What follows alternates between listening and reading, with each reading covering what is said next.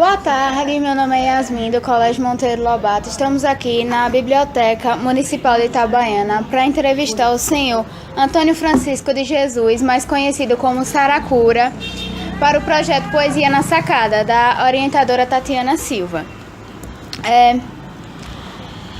O Saracura, ele é natural de Itabaiana, Sergipe, e é um autor de reportagens e romances, além de suas crônicas.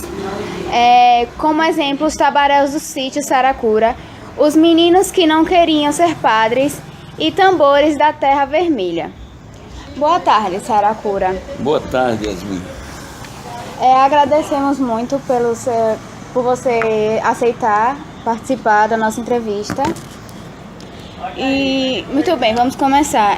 Nós vimos que o senhor já trabalhou como repórter, analista de sistema, redator e agricultor. Uma das nossas curiosidades é saber o que motivou o senhor a começar a escrever.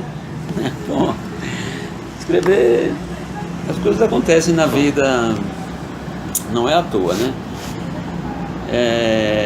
Desde garoto, desde os meus 5 anos, 6 anos, que eu já tinha contato, apesar de eu ter nascido no sítio, na Terra Vermelha, num povoado de Itabaiana, e viver lá, eu já tinha contato com a literatura. Lá eu tinha contato com a literatura. Pequenininho, conhecia já poesia e principalmente livros de cordel, porque meu avô, ele morava nas Flechas, que é um outro povoado que tem aqui em Itabaiana, é meu avô materno, quer dizer, o pai de minha mãe. Então ele era um ferreiro intelectual.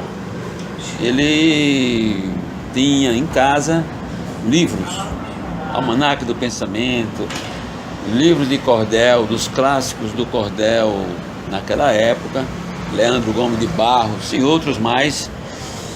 E a gente que morava na Terra Vermelha, de quando em quando, uma vez por mês ou de 15 em 15 dias, a gente ia no domingo. Minha mãe ia no domingo visitar o pai dela e a mãe dela, que era meu avô no caso, Totão e Bernardinho Ferreiro. E lá ele lia pra gente livrinhos de cordel. A história de João Grilo, Pedro Malazarte, Pavão Misterioso, esses livros todos a gente sabia mais ou menos de cor na época, de menino. Eu só não, eu e a meninada todinha, quer dizer, outros primos apareciam lá no sítio, dos ferreiros, nas Flechas. De forma que eu já praticamente me criei contaminado pelas letras, né? Pelas belas letras. E aí mas eu era ruim, era bom de decorar livros, bom de prestava atenção, contava histórias, mas eu era fraco na roça, no trabalho da roça. Eu era preguiçoso, como é que chama lá na minha terra, né? Não conseguia trabalhar bem, até que minha mãe bolou uma saída para mim. Assim, esse menino, ele não tem futuro aqui, ele não tem tendência para trabalhar. Para que é que um cara desse vai prestar na vida? Aí pensaram só se fosse para ser padre, alguém falou, né? Aí inventaram então vamos ver se damos um jeito dele estudar. Aí me arrumaram uma história longa que eu conto um pouco dela nos meninos que não queriam ser padres. Aí me mandaram para o seminário. Lá no seminário, em Aracaju, eu tinha 12 anos mais ou menos. Aí eu fui encarregado de cuidar da biblioteca do seminário. A biblioteca estava desarrumada lá e precisava de alguém para arrumar. E aí eu comecei a botar em ordem os livros e comecei a ler os livros da biblioteca. Todos os livros da biblioteca que eu pegava, eu começava a ler. Se eu gostasse, eu ia até o fim. Mas então, aí depois eu comecei a mexer com jornais, aqueles jornais murais de escola. Tinha o Recreio, que era um jornalzinho, era um pedaço de parede que a gente marcou com a tinta e escreveu o recreio. E quem tivesse alguma coisa, um protesto, ou então alguma poesia, ou então alguma história, que quisesse colocar lá, colocava. Eu era quem organizava esse jornal. Depois teve o jornal Clarim, que esse já era mimeografado na época. Como eu mexia com a biblioteca e mexia com o museu, aí eu fiquei organizando esse jornal, pedindo matéria a um colega, a outro, escreva alguma coisa sobre Natal. Aí o cara escrevia, aí eu pegava e datilografava numa máquina e botava no mimeógrafo, era mimeógrafo no passado, imprimia, e o jornal saía um jornal com 5 páginas, 6 páginas, então pronto. Aí é longa a história. Aí o reitor, o diretor do colégio, percebeu que eu não tinha as características, o perfil de ser padre, né? Ele achava que eu não devia ser padre, começou a conversar comigo, e no fim eu findei saindo do seminário. Então, eu saí do seminário no primeiro ano científico, primeiro ano, depois do ginásio, agora não sei como é que funciona esse direito, mas depois dos 4 anos de ginásio, que eu já era, digamos, já podia conseguir emprego, né? Porque tinha o curso, não sei se é o básico ou fundamental, alguma coisa assim atualmente. Aí no primeiro ano científico eu saí do seminário e fiquei desempregado e sem dinheiro em Aracaju.